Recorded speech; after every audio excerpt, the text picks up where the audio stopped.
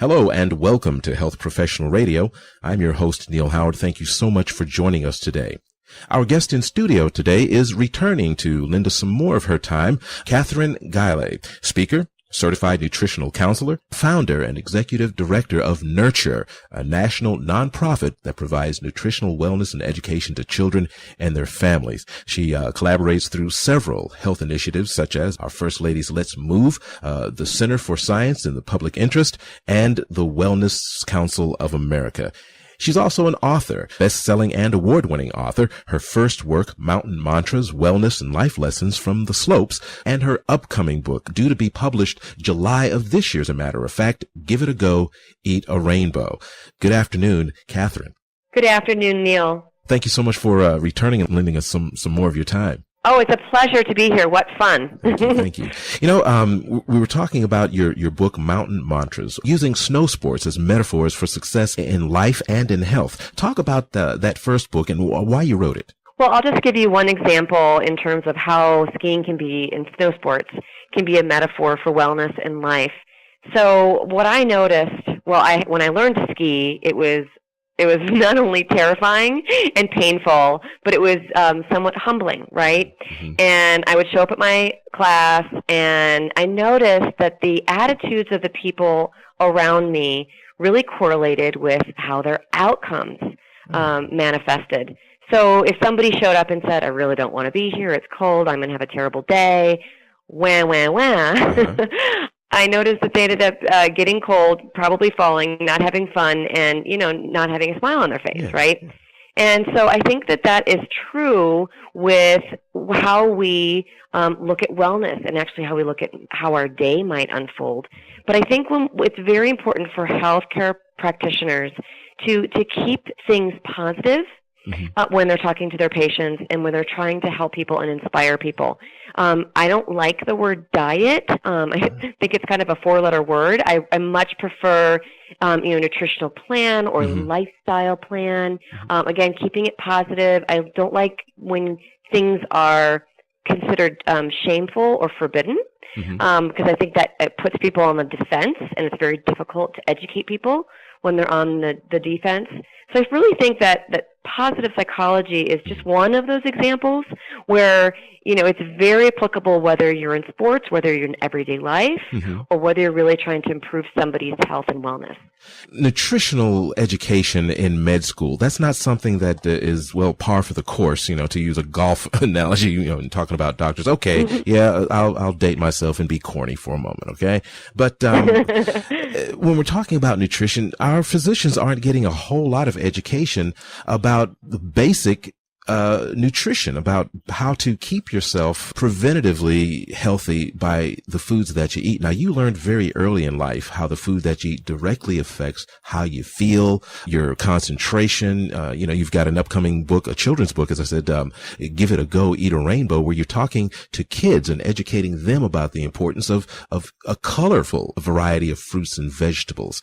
When you're talking to or talking about physicians who haven't got a lot of education in nutrition, how do you get the conversation started when you think that maybe that's something that would apply to you? How do you talk to your physician about it when they may be wanting to say, hey, let's do this prescription? Well, it's interesting, and I realize that, med school is packed, right? And it's interesting because, growing up in the household of my biochemist dad, it's interesting, he actually taught nutrition at a medical school. And I would go and sit in on some of his lectures, and they were mostly about the Krebs cycle. They were not about, putting 3 colors, of fruits and vegetables on your plate, things that are actionable, how to read a label, how to tell what is a whole grain versus a processed grain, things like that. So I do think that there is this need, and I think that's probably one of the things that attracted me to coming into this field with my different background, in business, and then growing up in the household of a biochemist, and always having been very interested in the field. But I went into this area of being a certified nutritional counselor because I felt like we all need to complement each other. Physicians do have so much to do, not only in their education, but in their day and in the very limited time that they have with their patients. So I think it's, in terms of being able to bring it up, I think patients just need to remember that a physician or a nurse or anyone in the healthcare field sees so much, and that might see very deep into a specific area, right? If you're a cardiologist, you have a very deep knowledge in that area. But we as everyday humans really just need basic things like how to read a label, how to know the difference between whole grains and processed grains, how to eat like an Olympian. And I tell kids and parents that they do compete with each other to get how many colors can you get on your plate? Whoever has the most colors from nature wins. So it's really simple things like that. So I think we need to, in our discussions with our healthcare professionals, keep it very simple. And the healthcare professionals listening, they know that red has lycopene, right? Yeah. It's great for your heart. It's great for your mind. We don't need to get into that. We need just to say, try to have some more red things from Mother Nature, fruits and vegetables on your plate. Yellow and orange. Vitamin C, vitamin A, great for your eyes, great for your skin, great for your immunity. We know that as healthcare practitioners, but we might just want to say, just those basic things rather than going into the micronutrients. Just say, that's really good for your skin, good for your eyes, good for your immunity. And you can actually go through each of the colors. Green has calcium, good for your bones and teeth. Antioxidants are in blue and purple foods. But really just, kind of going through that. We know the nitty-gritty details. The trick in really changing people's behavior is making it simple and making it actionable. Now, you are the founder and the executive director of Nurture, based in Chicago, Illinois, here in the United States. Now, talk about how you are received by physicians. You're not a physician. What qualifies you to educate me on how to educate and better serve my patients? Let's talk about some of the things that a physician can latch onto that lends credence to your research and your information. Right, and again, I mentioned that time is so precious when you're talking with your healthcare provider. We at Nurture do not want to substitute the very precious interaction between patients and their healthcare providers.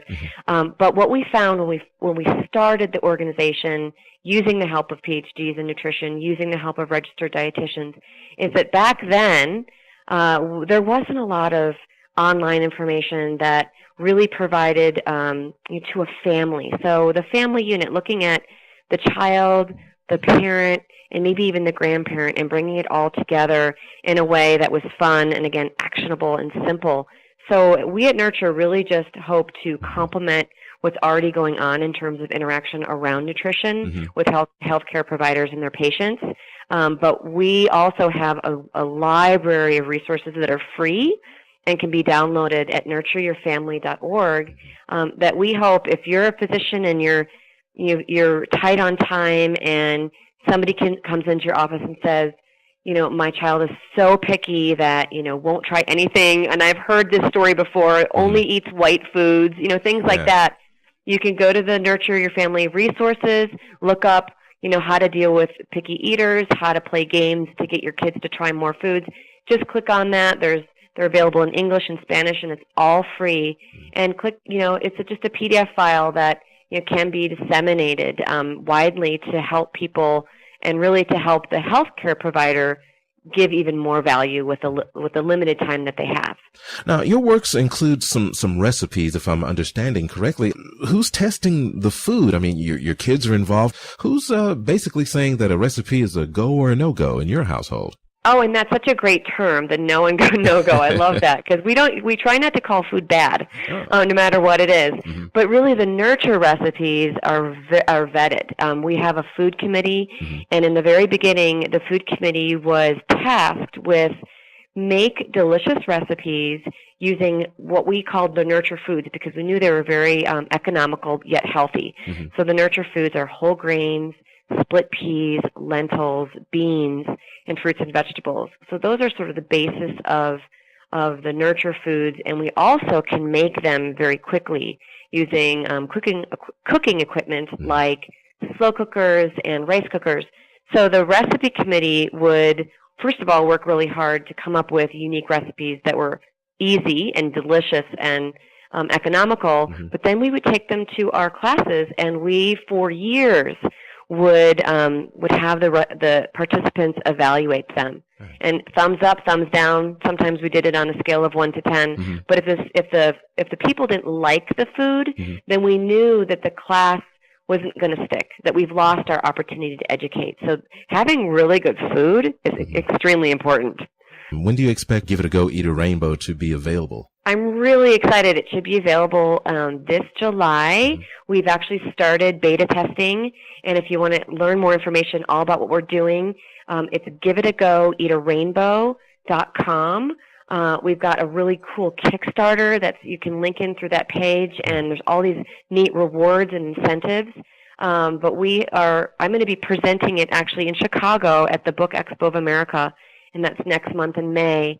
And then we'll go to press and get it ready for distribution by July. But I'm really excited because it will get kids to be excited to eat their vegetables. And an alarming statistic is that 91% of kids don't get their daily requirements of vegetables. That's almost all our kids.